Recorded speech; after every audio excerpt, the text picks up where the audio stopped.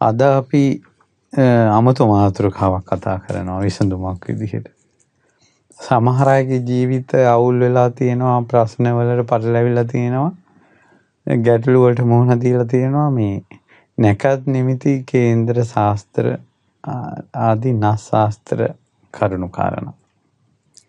ඉතින් මේ වගේ මේක පොදු ප්‍රශ්නයක් මන් නෙවෙයි හැබැයි මේක සමහර අයට නම් අදාළත් නැහැ. ඒක වැඩ කරන්නේම නැහැ.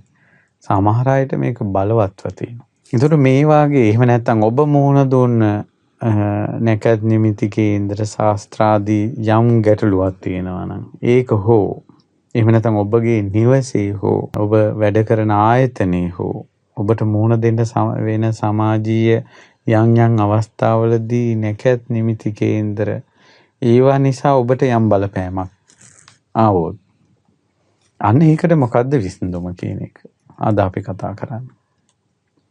මේකට මම ඇත්තටම අපේ අදහස් මේකෙදී ඉස්සරහට ගන්න අපි බුදුරජාණන් වහන්සේගේ අනුශාසනාවනේ කතා කරන්නේ.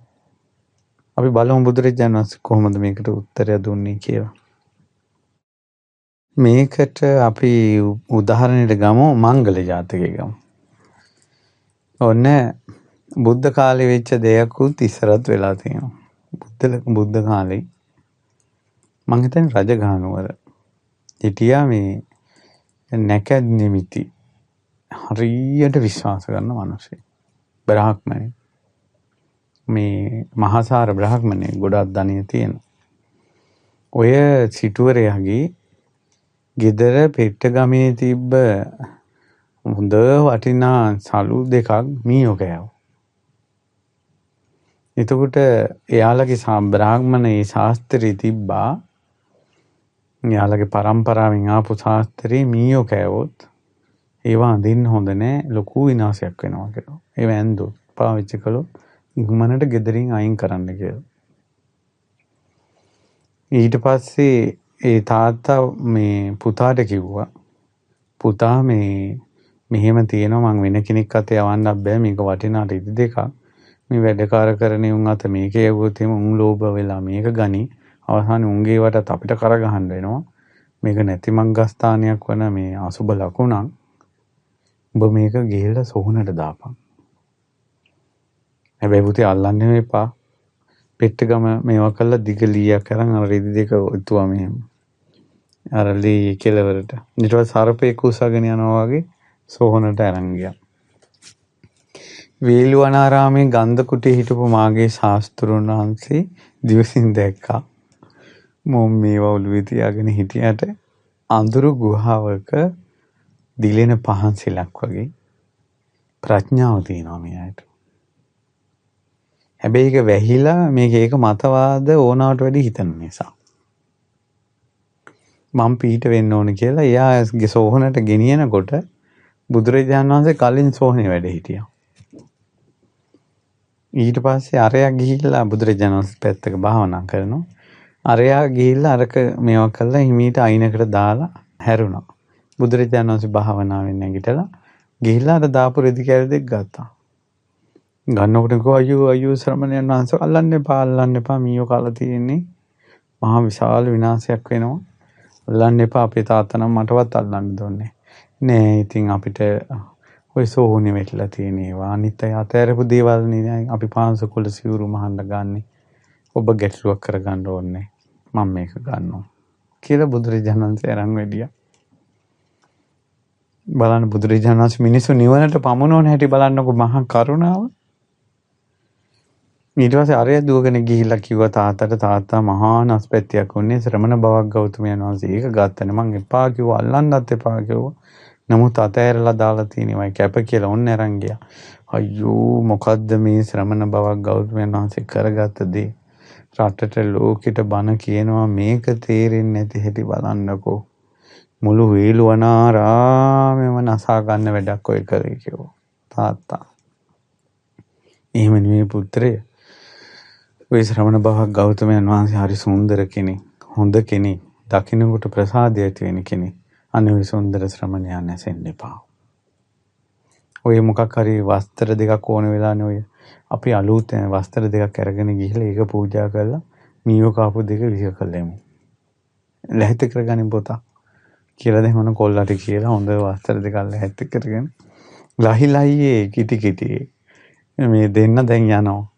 ගිහිල්ලා වේළුවනාරාමයට බුදුරජාණන් වහන්සේ මුණ ගැහින්න ගියා. ගිහිල්ලා ස්වාමීනි මෙහෙම දෙයක් ගත්තද? මං ඕක ගත්තා කිව්වා. අනේ මහා විනාශයක් ඔක මහා සුබ ලකුණක්. මෙන්න මේ දෙක අරන් ওই දෙක දෙන්න. බුදුරජාණන් වහන්සේ වදාලා බ්‍රාහ්මණය ඔයාලා දෙන්න ඔය විදිහටම මීට කලින් ජීවිතේකත් ඔය මීයොන්ගේ ලකුණුයි හූනොකෑ ගහන ලකුණුයි අරකයි මේකයි ඔක්කොම ඔළුවේ තියාගෙන හිටපු මිනිස්සු කිව්වා. අදටත් ඒවා ඔළුවට එනවා කිව්වා. ඇයි ගෞතමයන් වහන්සේ අපි සංසාරේ මොකද්ද උනේ? බුදුරජාණන් වහන්සේ වදාලා කලිනුත් ওই විදිහටම බ්‍රාහ්මණෙක් වෙලා හිටියා. ඒතකොට ඒ කාලේ මම තාපසෙක්.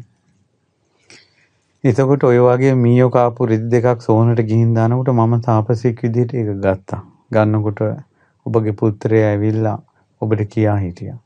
ඔබ ලහිලහියේ ආයේ සෝනට ගිහිල්ලා ඔබ ගන්න එපා කියලා කියද්දී ඒ තාපසින් වහන්සේ ඔබට උපදෙස් ලැබලා දුන්නා. මේ ජීවිතේ පිටිපස්සේ තමන් කරපු කියපු දේවල් එනවා. මීයේ කාපු රිදි කැල්ලක් නිසා ජීවිතය ඉරණම වෙනස් කරන්න බෑ කියලා. ඒ වෙලාවේ ගාතාවක් වදාලා නුවණැස වනසාගෙන මඟුල් නිමිති සොය සොයා ඒ පසුපස ගිය කෙනා සිහින ගැනද නැකත් ගැනද වෙනත් ලකුණු ගැනද සොයා යන ගති නැති වුණ කෙනා මඟුල් නිමිති සොයන දොසින් නිදහස් වී දහම තුලට නුවණ යොදා ආ කෙනා යුගල බැගින් ඇති කෙලෙසුන් මනවින් වනසා දමා නිවනට යයි ඒ කෙනා. ඒ කියන්නේ අපි මේ වාගේ අදහස් මතවාද කරපින්නාගෙන ඒ මත හිටියොත් අපිට නිවන කියන එක විවෘත වෙන්නේ නැහැ කිව්වා. බුදුරජාණන් වහන්සේ වදාලා යම් උදෑසනක තමන්ගේ ජීවිතේට පිනක් දහමක් කුසලයක් රැස් වෙනවද ඒක සුණක් අත්තං සුමංගලං. ඒක තමයි හොඳ නැකත. ඒක තමයි සුබ මංගල්‍ය සුබ මුහුර්තය පිනක් රැස් වෙන මොහොත. යම් දහවලක යම් රාත්‍රියක පිනක් රැස් වෙනවා නම් ඒක තමයි සුබ නැකත සුබ මුහුර්තය. ඉතින් ඒ නිසා මේක තමයි කියලා කිව්වා ජීවිතේ දේ අපි මෙහෙමයි කිව්වා මීයක් කාපු නිසා හෝ හූනෙක් ඇඟට වැටිච්ච නිසා හෝ රෑ එකපාරම හීනයක් පෙනුන නිසා හෝ මේ ජීවිතේ එහෙම නෙවෙයි කිව්වා. අපේ ජීවිතේ අපි කරගත්ත හොඳ දේවල් තියෙනවා නරක දේවල් තියෙනවා. ඒවට යම් නිමිති පෙනෙන්න පුළුවන් සංකේත පෙනෙන්න පුළුවන්. නිමිති සංකේත පෙනුණා කියලා. එයාගේ ජීවිතේ හොඳ හෝ නරක හෝ ගෙනාපු දෙයක් තියෙනවා. මේ ජීවිත ගමන සකස් වෙලා තියෙන පටිච්චසමුප්පාදයකට අනුව. අවිජ්ජා පත්‍ය සංඛාරා සංඛාර පත්‍ය විඥාන. ඊළඟට මේ මිනිස්යාගේ ජීවිතේ ප්‍රයෝග සම්පත්තිය කියලා එකක් තියෙනවා. කියන්නේ උත්සාහය වීරිය තුලින් තමන්ගේ ජීවිතේ ගැටලු निराකරණය කරගන්න පුළුවන්. ඒ නිසා උත්සාහයට වීරියට තැනක් දෙන්න කිව්වා. නිකම් මේ එක එක දේවල් වලට ජීවිතේ නැසන්න නැතුව. ඉතින් මේ විදිහට බුදුරජාණන් වහන්සේ ජීවිත ගමන ගැන දේශනා කරනකොට අර තාත්තයි පුතයි දෙන සෝතාපන්න ඵලයටපත් වුණා. දැන් මට කියන්න මේ රෙදි දෙක මීයෝ කාපු එක අසුබ ලකුණක්ද සුබ ලකුණක්ද? සුබ ලකුණක්. ඒ නිසානේ මේ මාවත පෑදුනේ. දැන් මිනිස්සු අපල කියනවනේ. ඇත්තටම අපල කියන්නේ හොඳ දෙයක්නේ. ඇයි අපල කියන්නේ හොඳ දෙයක් කියන්නේ? අපල තිබ්බම තමයි මිනිස්සු බෝධි පූජා තියන්නේ. දාන දෙන්නේ. බලු කපුට දාන දෙන්නේ. අසරණයින්ට උදව් කරන්නේ. මල් පූජාවල් කරන්නේ. රට වටේ ඇවිදින්නේ. ඒ ඔක්කොම ටික කරන්නේ අපලයක්ම එන්න ඕන. අපලේ නැත්තම් පැත්ත පලාතක යන්නේ. බෝධි පූජාවත් යන්නේ. දැන් ඉතින් බලන්න මනුස්සයාගේ ජීවිත. දැන් හිතන්න ඕන නිකම් පන්සල් යනවා බෝධිය පායන පැත්තක බෝධියක් තියෙනවා. පොළොන්නරුව අනුරාධපුර අම්පාර අපි කියමු ඔය පැත්තේ කියලා. මිනිස්සු පන්සල් යනවා ඔය ගිහිල්ලා එනවා. ගානක් වන්නේ. එකපාරම මොකක් හරි නැකතකින් එනවා අපලයක් කේන්දරේ. එතකොට ඒ කේන්දරේ බලන කෙනා කියනවා මේ පැංකල 7කින් බෝධිය නාවන්න ඕන දවස් 21ක්. මිනින් යසට වතුර අදිනවා. ඉතික් බෝධියට වතුර ටිකක් දාන්නේ. එතකොට හරි එයා මොන අදහසකින් හරි බෝධීන් වහන්සේට පැන් කිරීම පිනක්. බෝධි පූජාව පිනක්. එතකොට එයා පිනට යමුනේ අපල නිසා. ඇත්තටම ඒක පස්සේ කාලෙක ඔයාලටම තේරෙයි ඉතින් නෝනින් විමසන්න පුළුවන් නම් කරදරී කියන එක එයාට වාසනාවක් කියලා.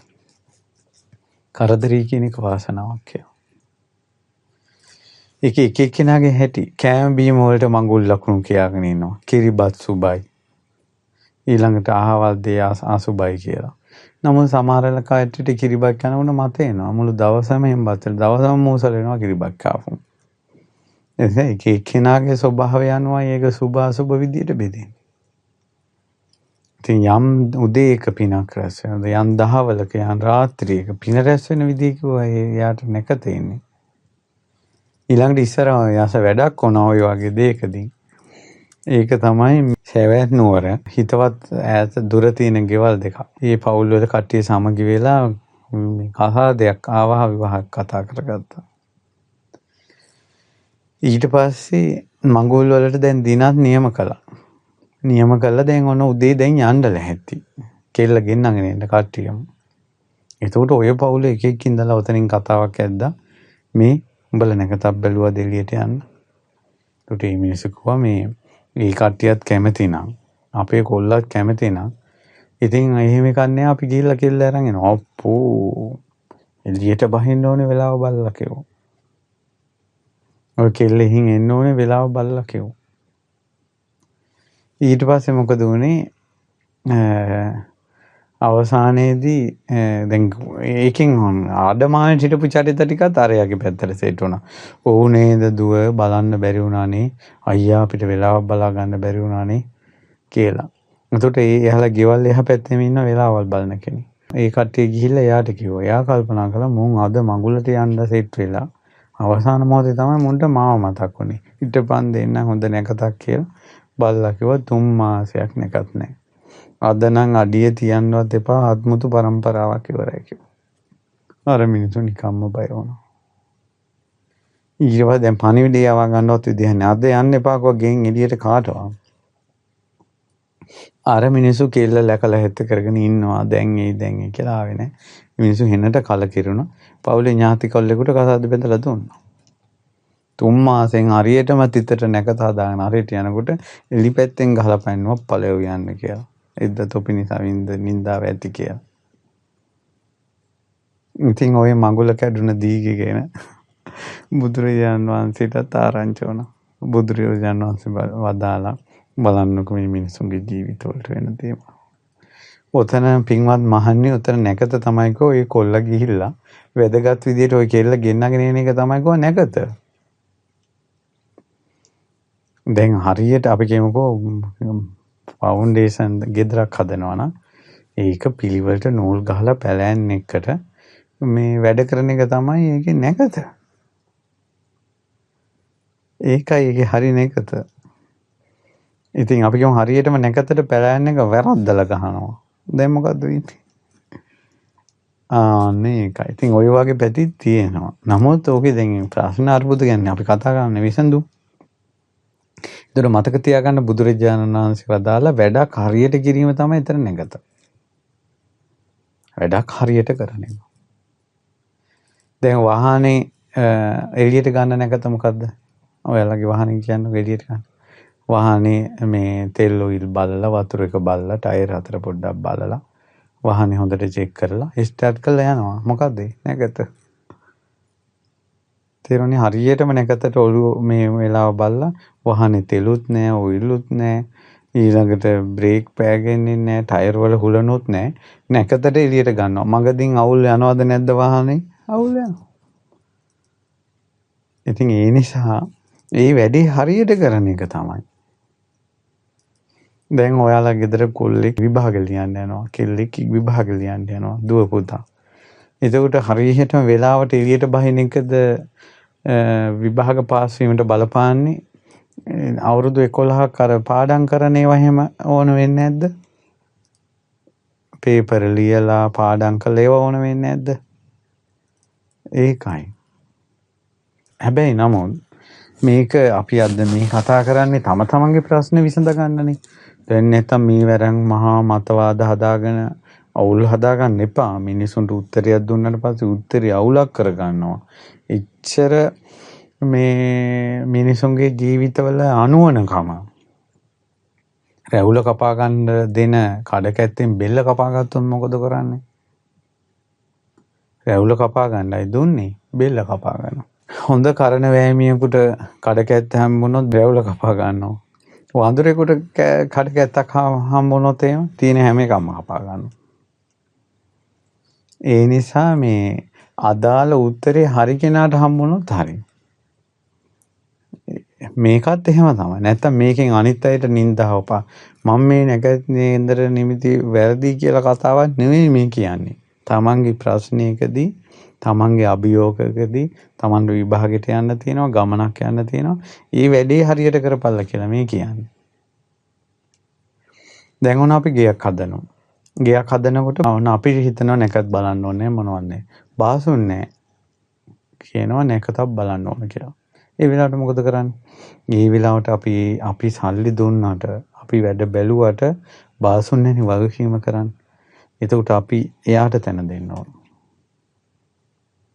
ඒ අපේ අදහසක් නෙවෙයි. බාසොන් නැහැ නිසා එයාට වෙලාවක් හදලා දෙන්න ඕන. එක්ක බාසොන්නේ දන්න තැනක් තියෙනවා නම් එයා හදන්න ඕන. ඒ වගේ අනුන් නිසා. සමහරට පුතා හොඳ අදහසක ඉන්නවා. يعني වැඩේ හරියට කරන එක තමයි මෙතන වැදගත් කියන එක. නමුත් අම්මා තාත්තා සහෝදර සහෝදරියෝ අර අදහසේ ඉන්නවා. ඒකට අවුලක් හදාගන්න හොඳ නෑ මේක. ඒකට කියනවා එහෙනම් එයාලට ඔයාලා වෙලාවක් හදලා දෙන්න. ඒ වගේ ඒ වෙලාවට විසඳුමක් අනුන් නිසා කරන්න සිද්ධ වෙනවා අපිට. ඒකට අවුලක් කරගන්න හොඳ නෑ ඒක. එතකොට මේක අපි විසඳුන්නේ මේ කතා කරන්නේ නැකතට තිතට වෙලාවට හරියට උනේ නෑ කියන එක තමන් අවුලක් කරගන්න එපා. වැඩේ හරියට කරන එක තමයි නැකත. ඔන්න ඔය උත්තරේ ඔයාට දාගන්න ඕන. ඊළඟට අවුලක් කරන්න එපා. ඔය අදහසේ ඉඳලා අම්මා තාත්තා හෝ වැඩ කරන තැන හෝ වැඩ කරන බාසොන්නලා හෝ එහෙම නැත්නම් අනිත් අය හෝ සමහරට මේ විවාහයක් කියනකො කොල්ලගේ පැත්තෙන් ඕව ගැන ලොකු තැකීමක් නැහැ. කෙල්ලගේ පැත්තෙන් ඒව ගැන හරියට හොයනවා. එතකොට ඒ වෙලාවේදී අර කොල්ලට අනුගත එතන ප්‍රබල කට්ටියට අනුගත වෙන්න වෙනවා. ප්‍රබල පිරිසට අනුගත වෙන්න වෙනවා.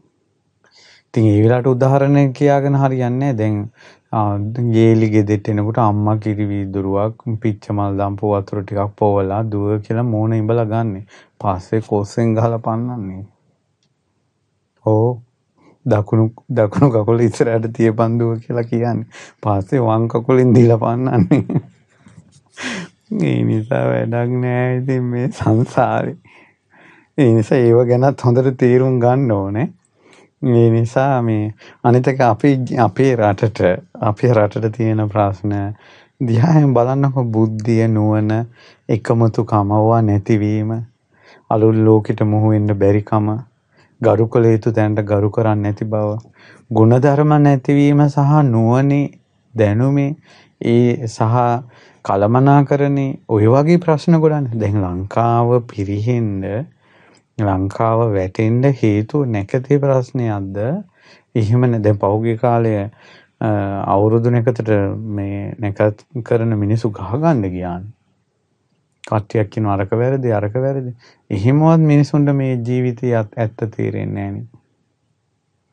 ඒ නිසා මේ කරුණු කාරණාවලදී ඒක තේරුම් ගන්න. ඊළඟට අපි තව දවසක කතා කරන්න ඕන ස්වප්නඵල ගැන. මම දැක්ක එක ස්වප්නඵල මේ වේදියේ හරි ලස්සන මේ අර්ථකථනයක් දුන්නා. එයා සාමාන්‍යයෙන් ඒ හීන පලාපලම විස්තර කරන කෙනෙක්. එයා හොඳ උපදෙස් ටිකක් දුන්නා. මම ඒක අහගෙන හිටියා. මෙහෙමයි පින්වතුනි, අපි උත්සාහ කරනවා මේ ලෝකෙට සවන් දෙන්න. දැන් අපි නැකත් නිමිති ගැන අපි බුදුරජාණන් වහන්සේගේ වචනේ වලින් අපි කතා කළානේ. අපි දැන් නැකත් නිමිත්තක් ගැන කතා කරනකොට අපි අහක බලාගෙන යන්නේ. මම නම් සවන් දෙනවා. මොකද්ද? ඉතින් ගත යුතු දෙයක් ගන්නවා. එතකොට එකපාරම නැකත කියන වචනේ ඇහිච්ච ගමන් අම්මෝ අමිත්‍යා දෘෂ්ටි ඕවා කියලා එහෙම මේ අලි ඔලුවෙන් ඉන්න හොඳ නැහැ. මොකකින්ද මිනිස්සු පින්වතුනි ඉන්න හොඳ නැති අලු ඔලුවෙන් ඉන්න හොඳ නැහැ. ඔය ඔලුවක් තියෙනවනේ ඔය ඔලුවෙන් හිටියම ඇති. මේ හැම දෙයක්ම ප්‍රතික්ෂේප කරගෙන Tamanට තේරෙනවා වගේ. එහෙම හිටියට පස්සේ අවුල් එතන. දැන් අපි මේ වැඩසටහනෙන් කතා කරන්නේ අවුල් සංසිඳවනේවා. ඉතින් මම දැක්ක එයා කියනවා මෙන්න මෙහෙම එකක්. ඒ තමයි එයා කියනවා නරක හීනියක් දැක්කොත් එහෙම ඔයාලා එදාට අනිවාර්යෙන් පින්කමක් කරන්න කියනවා. එයා කියනවා නරක හීනේ නෙගටිව් පැත්තක් කියනවා. ඒකට ඔයා පින්කමක් කරනකොට ඒක පොසිටිව් කියනවා. එතකොට මේ නෙගටිව් පොසිටිව් දෙක මික්ස් වුණාම අර නෙගටිව් එකේ බලය නැති වෙනවා කියනවා. එතකොට ඔයා නෝමල් වෙනවා. එතකොට ඔයාට ප්‍රශ්නයක් වෙන්නේ. කියනවා ඔයාට නරක හීනියක් දැක්කනම් එදා යනකොට ඔයා කැම පාසලයක් අසරණ කෙනෙකුට දෙන්න. ඔයා වහන්න යන ගමන් අසරණ කෙනෙකුට මේ කීයක් හරි ආධාරණ කරගෙන යන්න. ඊළඟට කෝවිලක් පන්සලක් කොතනින් යන්නේ කැටයකට කීයක් හරි දාගෙන යන්න. ඊළඟට ඔයා නරක දෙයක් දැක්කනම් ඒ වෙලාවේ පිරිතක් කියන්න. ඒ වගේ යා කියනවා පොසිටිව් දෙයක් පුරුදු කරන්න කියලා. ඉතින් මම ඒක පොඩ්ඩක් අහගෙන ඉඳලා මම හිතුවා හරි. එතකොට එයාට නරක නිමිති නරක හීන පේන හැම වාරයක්ම එයාට පිනට යම්කිසි නිමිත්තක් වෙනවා ඒක. හොඳ අදහසක්. ඊට පස්සේ එයා ලස්සනට මේ සිහිනේ ගැන විස්තර කළා. එයා කියනවා සිහිනයක් පේනවා කියලා කියන එක. හැබැයි මම මේ කෙනෙක්ගේ විස්තරයක් මේ කතා කරන්නේ. හීන ගැන බුදුරජාණන් වහන්සේ දේශනා කරපු දේවල් මම අපි ආයෙ වැඩසටහන කතා කරමු. හීන දකින්න අයට විසඳුම් මොනවද කියලා.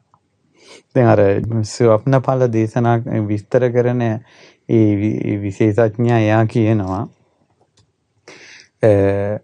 හීනයක් කියන්නේ මෙහෙම එකක් කියලා. ඒ තමයි හීනයක් පේනවා කියන්නේ අපි කියමුකෝ ඉස්සරහින් තියෙන වංගුවක්. ලිස්සන සුළු වංගුවක්. ඒතර මේ ඒ පාර එක. පාරේ ඉස්සරහින් ගහලා තියෙන බෝඩ් එකක්. ඒ බෝඩ් එකේ ලකුණක් ගහලා තියෙනවා ලිස්සන සුළු වංගුවකි කියලා. සංකේතයක් තියෙනවා. හැබැයි සංකේතේ තිබ්බ පළියට වාහනේ පෙරලෙනවද? නෑ. ඒ සංකේතයෙන් පෙන්වන්න කරන්නේ ඉදිරියට අවධානයෙන් යන්න. ඒ කියන්නේ පරිස්සමෙන් යන්න. කියන එක තමයි එකෙන් කියන්නේ. ආන්නේ වගේ ඉදිරියට යන් ස්වභාවයන් ඇති වෙනවා කියලා ස්වප්නකින් පේන්න පුළුවන්. නමුත් ඒක පෙනුන පළියට ඒක වෙන්නේ නැහැ. එතකොට එයා පරිස්සම් වෙන්න ඕන. එයා වැඩිපුර පින් කරන්න ඕන. අවධානයෙන් එන්න ඕන. බයෙන් නෙවෙයි. අවධානමයි බය කියන්නේ දෙකක්නේ. බය කියන්නේ විසඳුමක් නෙවෙයිනේ. නමුත් අවධානයෙන් කල්පනාවෙන් සිටීම කියන්නේ විසඳුමක්නේ. ඒ නිසා අනවශ්‍ය දේවල් වලට අත දාන්න නැතුව අනවශ්‍ය දේවල් කියන්නේ නැතුව අනවශ්‍ය තැන් වල යන්නේ නැතුව ඒ කාලේ මං අරින්න ඕන. කියලා මෙයා විස්තර කරනවා. ඊළඟට මම අහලා තියෙනවා ඉස්සර ගුරුවරු ඔය හාමුදුරුවෝ හීන දැකලා ගුරුවරුන්ට කියලා කියද්දි මම අහලා තියෙනවා ගුරුවරු ඒකට උපදෙස් දීලා තියෙනවා මේකට පිරිත් කියන්න කියලා. උදේ හවස බුදුන් අදින්න පිරිත් කියන්න තුනුරුවන් සරණේ සිත පතා ගන්න එච්චරයි. එතනින් විසඳුම ඉවරයි. ආයේ ඒකම 3:30 පැයේ හිත හිතා ඉන්නේ නැහැ. නේද? ඉතින් ඒ නිසා ඒ විදිහට ජීවිතේට උත්තර හොයා ගන්න ඕන. විසඳුම් හොයා ගන්න ඕන.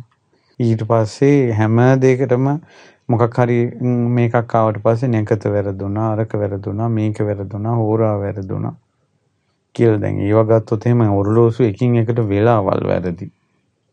ඒක කොහොමද තිතටම ඔක යන්නේ? ඊළඟට ලංකාවේ හිටපු ගමන් පැය භාගයක් ඉස්සරහට අදිනවා, පැය භාගයක් පස්සට අදිනවා, පැයක් අදිනවා. ඔයාලට මතක නැද්ද ඉස්සර ඉඳලා මේ දැන් ඉන්න ළමලා අපිට නම් ඔය දන්නේ නැතු වෙදී. අවුරුදු 30 40ක වයසේ තියෙන මිනිස්සු දන්නවා මේ ලංකාවේ ඔරලෝසුව කොච්චර විටින් විට වෙනස් වුණාද කියලා. හිටපු ගමන් ආණ්ඩුවෙන් පැයක් ඉස්සරහට දැම්මා. ඔරලෝසුව වෙනස් කළා. ආයෙ පැය භාගයක් අඩු කළා. දැන් ඉන්න පැටවුව දන්නේ ඔරලෝසුව වල වෙලා වෙනස්. ඒ නිසා අහවල් විනාඩි ආවල් තප්පරේ ඉස්සරහට තියපන් කියනකොට. ඉතින් ඕක හරියටම මේ තමන් කළා කියලා කොහොමද තමන් විශ්වාසයකට එන්නේ? පින්වතුනි, තමන් යාදිසං වපතේ බීජං තාදිසං හරතේ ඵලං. තමන් වපුරන දේ තමන්ට නෙලා ගන්න වෙන්නේ. කල්යාණකාරීච්ච කල්යාණං පාපකාරීච්ච පාපකං. කල්යාණ දේ කළොත් කල්යාණ දේ, පාපී දේ කළොත් පාපී දේ. අපි කියමු හොඳම නැකතකට බාර් එකක් ඕපන් කරනවා. හොඳම නැකතට බාර් එකක් අරිනවා. ඵලෙයි සුබයිද?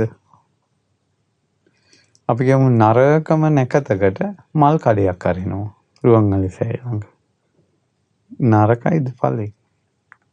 ඒ නිසා තමන් කරන්නේ හොඳ දෙයක්ද නරක දෙයක්ද? මේකෙන් අන් අයට යහපතක්ද අයහපතක්ද කියන කාරණාව තේරුම් ගන්න. මම මේ දවස්වල කරන්නේ හොඳ දේවල්ද නරක දේවල්ද? ඒව තේරුම් කරගන්න.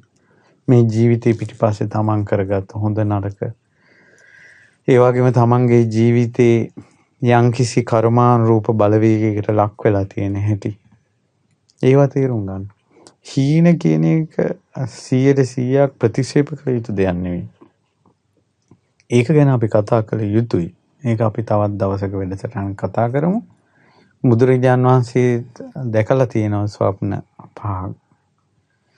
එතකොට සහ සිහින දකින්න හේතු වෙන කාරණා පහක් තියෙනවා. ඒ කාරණා පහකින් එක හේතුවක් විතරයි අනාගතයට නිමිත්ත දෙන්නේ. ඒ කියන්නේ යමක් වෙන්න කලින් පොඩ්ඩක් පෙන්눔 කරන්නේ හීන පේන කාරණා පහෙන් එක සාධකයක්. කාරණා හතරක් තියෙනවා අයින් කළ යුතු කරුණු. ඒකත් අපි ඊළඟ දේදී තීරණය කරමු. දැන් අද විසඳුමක් විදිහට ගන්න ජීවිතේ මේ වෙලාව වෙනස් වුණා කියලා. එහෙම නැත්නම් ඔය වගේ දේවල් ප්‍රශ්න කරගන්න එපා. සමහර ගෙවල් වල රණ්ඩු වෙනවා ඔවට. වෙලාවට කෙරුන්නේ නැහැ, තිතට කෙරුන්නේ නැහැ, උරුල්ලුසෝ වැරද්දුවා. පොල් ගෙඩි හරියට බිඳුන්නේ නැහැ. පිහි අනිත් පැත්තෙන් ගැහුවේ. ඔය වගේ පෝරුවේ චාරිත්‍ර, මඟුල් චාරිත්‍ර කොච්චර දේවල් ඉතින් තියෙනවද? ඉතින් ඒ නිසා ওই කරුණු කාරණා අද ඉතින් මතක තියාගන්න. තමන් කරන හොඳ නරකයි තමන්ගේ ජීවිතේට එන්නේ. මේ බාහිර යම් දේවල් අපි ඔළුවේ තියාගන්න ඕනේ නැහැ කියන කාරණාව. තමන්ටයි විසඳුම හොයන්න ඕනේ. මේවා මේ සමාජයට දෙන්න ඕන දේවල් නෙවෙයි. තමන් අරගෙන තමන් උත්තරයක් හොයාගන්න. මම හිතනවා මම කියන්න ගිය දේ ඔබට තේරෙන්නේ නැති කියලා. ඉතින් ඒ නිසා ඔබටත් මටත් බුද්ධ ශාසනයේ පිහිට සැලසේවා.